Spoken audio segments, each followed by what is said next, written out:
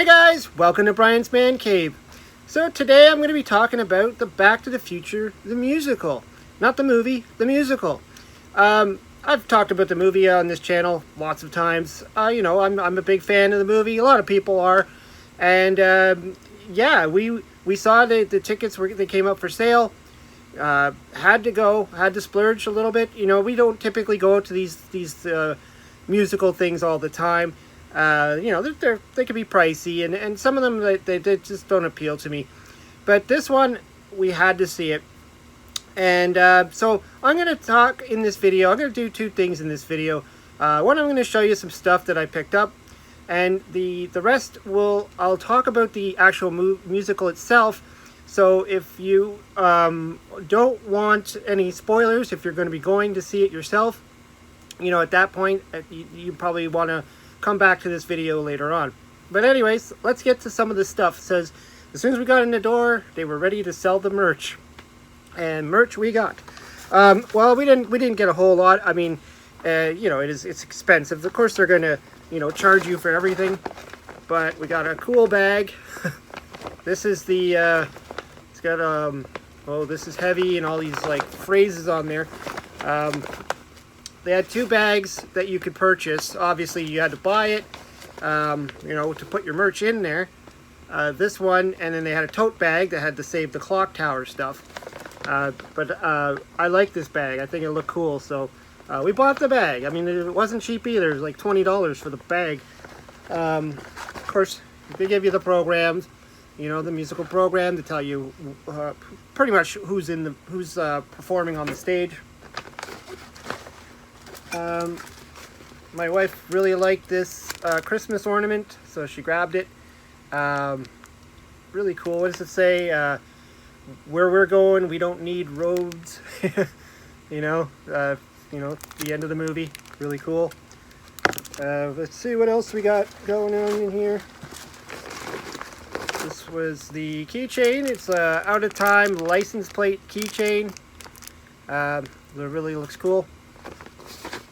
And my daughter wanted this. It's a pin. It's like a little, like a pin. You put it on your lapel pin. What do they call these things? It's just the DeLorean front with the doors open.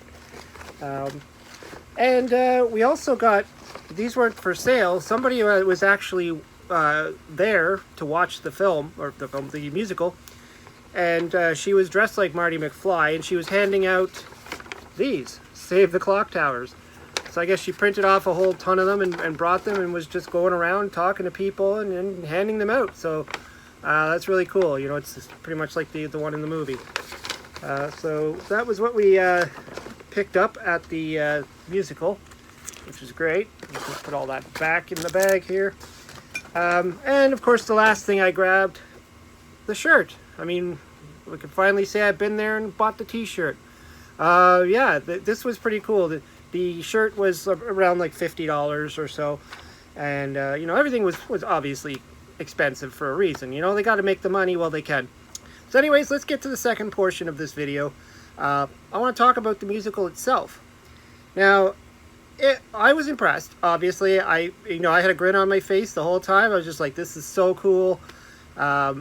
Lots of, I couldn't wait to see how they pulled off a lot of things, like how they made the time vehicle, go into the past and stuff like that. There was a lot of things I was wondering how they were going to pull it off. And I was wondering how true they were going to stay to the original story, the original movie, or were they just going to make up a whole different plot and everything else. Now, what they did, it wasn't, they didn't make up an entirely different plot, but they did have to change parts of the movie to make it work for the stage of, the ambience of the stage, and to make it work, you're not going to have all these vehicles on there and stuff like that. So one of the things I noticed was like the changeover of like George McFly when he's peeping Tom and he's hanging from the tree. He falls onto the road. Marty McFly sees that the car's coming. It's the grandfather. His grandfather is about to run George McFly over. And so he pushes him out of the way and rescues George, and then gets hit by the car, and then Lorraine falls in love with Marty. So they had to change that a little bit. He was still in the tree, but he just fell out of the tree, and Marty essentially falls out of the tree and lands on him. George gets up, runs away, and the father brings him in. So it's a little bit of a difference, and I noticed that because they're not going to have another car on the stage. Now, speaking of the car was brilliant. At first I thought it was a real DeLorean, like it looks like a real DeLorean from afar, but as I looked at it and I could see the lights and stuff, the front lights, I could see the back lights, I'm like, no, it's fake. When they opened up the door, right away I knew it wasn't a real car, and that made sense. They needed to have like a fog machine built in to make the smoke come out, little like things like that. The one change that they really did, and I think, again, this is because it works better on the stage than it does, on a movie, because in a movie they can show various scenes, was the way that you dial in your time. So in the movie he uses a little keypad, and you see him punching it in. He's talking about, the signing of the Declaration of Independence and witnessing the birth of Christ. So he's dialing all these things in, and you see it all on the screen. So what they do in this version of it, it's a voice activated, so the car kind of talks like Siri or Knight Rider, Kit from Knight Rider. It talks, and through a microphone, Doc is able to speak to the car and say, "Time circuits on. Put 1955." So he speaks it all in there, and you can hear him talking on the stage, and then the car talks back. And the other thing that kind of interesting the way they did it was Doc programmed it to only recognize his voice. So Marty could not use the time machine. It would have to be Doc. And that got me thinking when I saw that part, and I'm like, well, how is he going to try and come back 10 minutes earlier at the end of the movie, where he's going to go back in time. He's going to go back to 1985, and Marty, he sets it back for another 10 minutes so he can try and save Doc. So they didn't do that. He just basically gets back in the time machine and goes back to 1985. So they wrote that piece out. Speaking of Doc, now this was a change. They wrote out the Libyans. The Libyans don't exist in this one, which is interesting. Like, they had to find a way to make Doc get injured or killed without having, I guess, another vehicle come in, a guy with a machine gun shooting, that whole thing. They had to write that all out. And so what they did was Doc, he gets radiation poison from the plutonium. So his suit is not good enough to stop the radiation from affecting him, and he essentially dies. It kind of worked and it kind of didn't. Didn't make much sense because Marty freaks out that he's dying from radiation poison, and he jumps into the time machine and speeds away. But why? Why the urgency? Why he doesn't even what's he gonna do? I think he's trying to get help or something. But anyways, he speeds up, gets up to the 88 and into the future, into the past. The lighting and the special effects were awesome. The way the car, when Doc first shows up. So another thing, again, that they changed, and the one thing I made a note of, I made some notes so I know what I'm talking about. There's no Einstein in this, so there's no dog. So Doc is the first time traveler, and as Marty's looking for Doc, the time machine just appears on the stage. I don't know what trickery they did, but it looks amazing. It just shows up out of nowhere, just boom. And he gets out, and the whole audience just started clapping when Doc got out, and they're all like, yeah, Doc. But anyways, he tells Marty directly, this is a time machine, I just traveled, blah, blah, blah, talks about it. So they did change that, and so that's a little bit different, but I guess it worked. It worked for their purposes. They needed a reason for Marty to get in the time machine and go back to 1955. What else do we got here that they changed? Oh, the Darth Vader scene. I was waiting for that. I mean, that's a one of those scenes in the movie where it's hilarious. Is when Marty McFly dresses in the plutonium suit, goes into George McFly's room and tells him that he's Darth Vader, and if he doesn't ask Lorraine to the dance, he's going to melt his brain.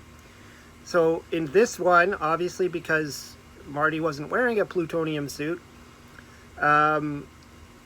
he doesn't do that at all. There is no Darth Vader suit.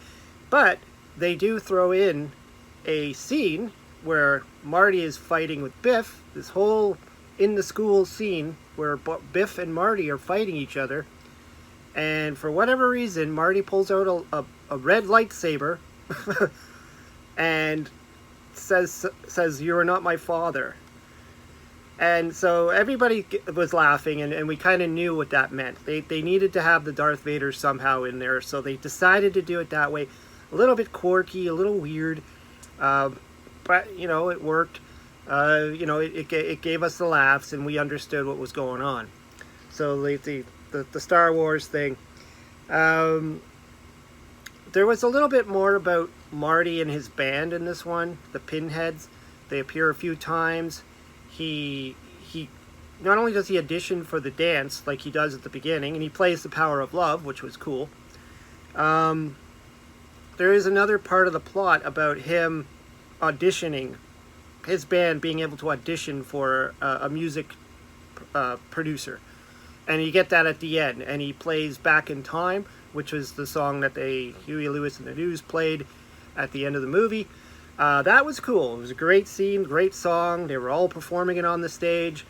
George McFly, same idea. He writes a book, but instead of writing about the adventures of a space traveler, because that scene never happened, he writes a book called Back to the Future 4, which I thought was weird.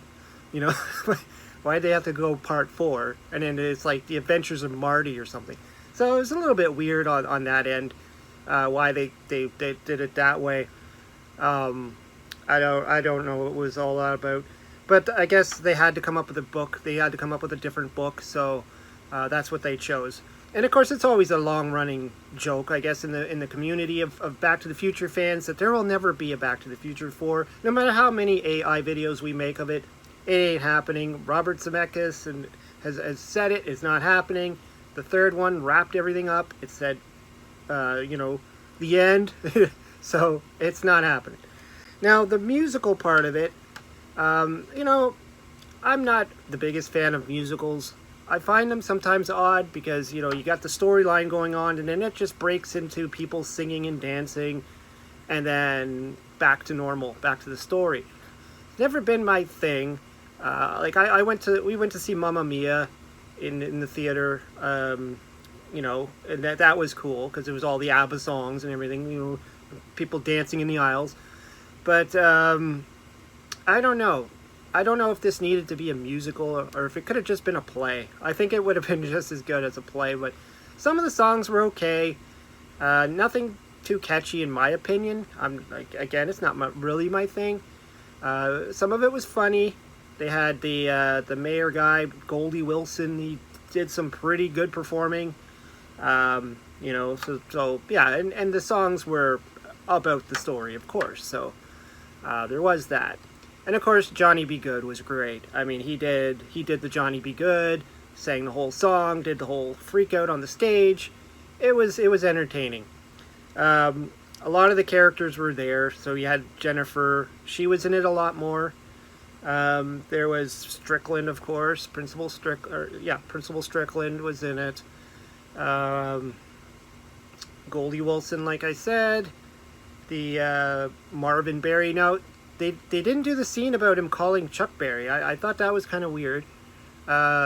He kind of acted strange. Like, he acted really weird. And so none of that storyline plot, why his name was Berry, didn't go in there. I do have to say the actors were great. The guy who played Marty, so many times I forgot it wasn't even Michael J. Fox that I'm looking at. Like I don't know if he did his hair that way or if he was wearing a wig, but he looked like Marty McFly. Like, we were sitting on the balcony, and he looked just like him, and he acted pretty good. Doc was okay. the character was okay. The only one I wasn't crazy about was George McFly. I kept telling my wife he acts too much like Jim Carrey. And George McFly was that turbo nerd. He was a dork in the first one, right? So he acts like, he's supposed to be like the shy, dorky guy, but they made him all kind of like goofy and quirky and weird, and some of his dancing was really crazy, and I don't know. I think the actor just overdid George McFly. It wasn't the right character. I think he kind of missed the mark on that one. But other than that, I think everybody else was great. Everything was great. The story, the very end, it was amazing. The time machine, Doc goes into the future, then he comes back, of course, and then it flies. No idea how they did that. The thing just lifts up and then it just starts to go around the stage, and both the actors are in it waving at everybody through the window, and it's like, I was just like blown away by that. But other than that, yeah, that's just my thoughts on the musical. If you're planning on seeing it, if you haven't already, I think it's worth it. Go see it. I've got a lot of comments when I posted on a Back to the Future group on Facebook that said a lot of people seen it like multiple times. One person said 19 times. I'm like, crazy. Anyways, yeah, that's what I just wanted to talk about. The Back to the Future, the musical. Really cool. If you're gonna go and see it, I would recommend it. If you're a Back to the Future fan, recommend it.